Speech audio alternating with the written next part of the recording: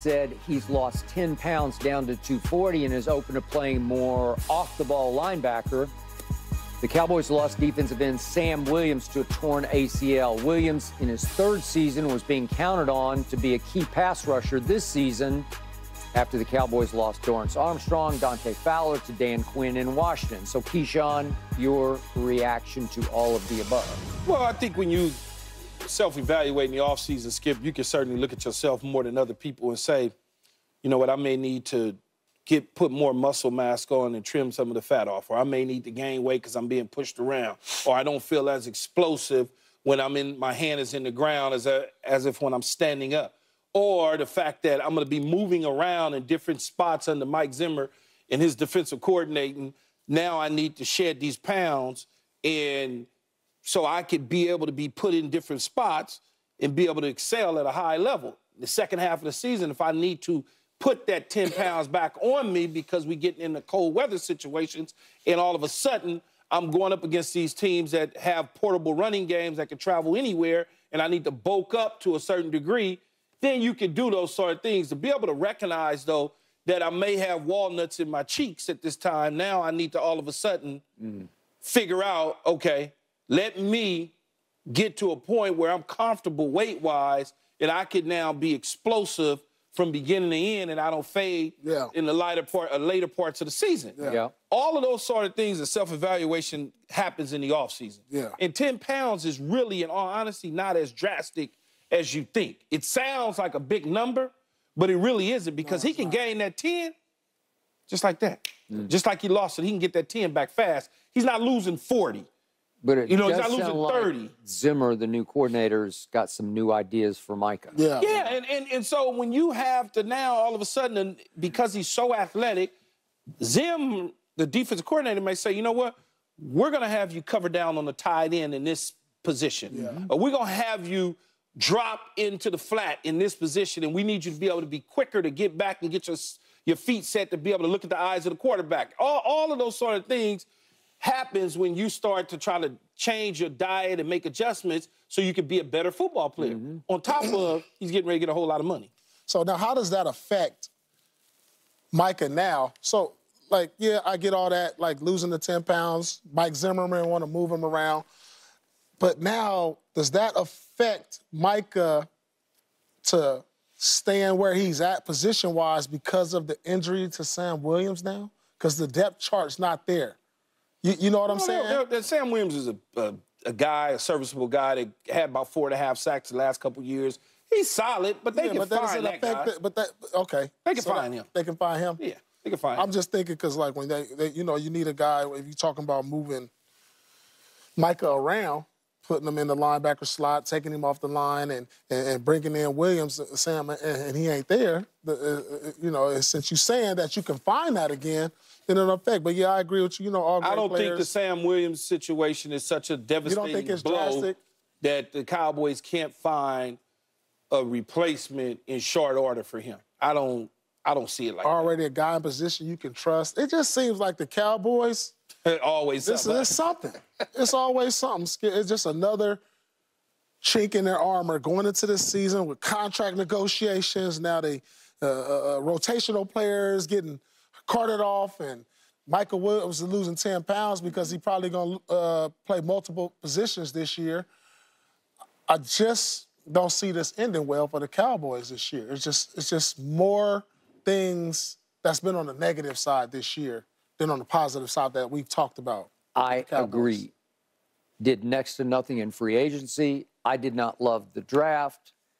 And all of a sudden, you barely open camp and you lose a guy you were heavily counting on. Because Micah Parsons is reverting back to who I think they thought he was in the beginning. So I'm going to revert back to a game that I will never forget. It was 2 seasons ago at Green Bay. It was on November 13th of 2022. It was a classic Aaron Rodgers over Cowboys game in which my team led 28-14 going into the fourth quarter, and Aaron took over and Dak did not.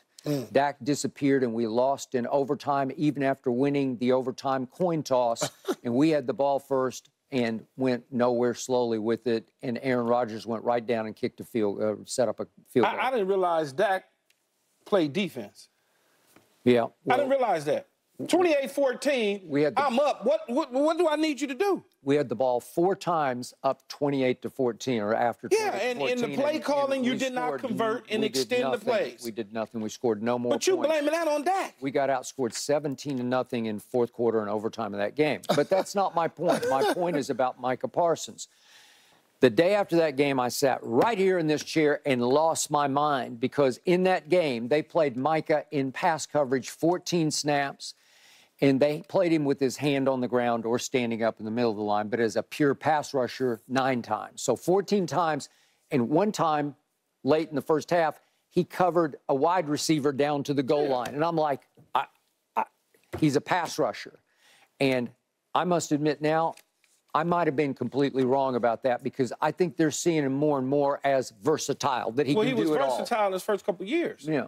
I don't know why they switched it or why they did what they did. I don't know. Defensive Player of the Year, the highest paid defensive player is the guy who rushes the passer. That's what you can't, it doesn't grow on trees. No, it's that way because that's the way you make it as an organization. Okay, but it's just, I can pay you what I want to pay you. If I think you valuable as a defensive player, I can make you the highest paid defense. I don't need you to go get the quarterback on every single down. I understand, but guys who cover don't get the most money playing defense. It's just how it is. We're not asking you to cover down every single play. His hand was in the ground in 2023 over 800 times. Yeah, in the ground. Yeah, and slowly but surely he got worn down. So to where the last 5 games games he was not, yeah. But if you're moving him around like he was in his first season and a half, 2 seasons in the National Football Maybe League. keep him fresher. You keep him fresher? Yeah, He's maybe. not being worn down as much.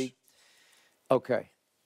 I think you're dismissing a Sam Willams as just a guy. Yeah. He's not just a guy. I mean, I'm not Here's dismissing what I him. think.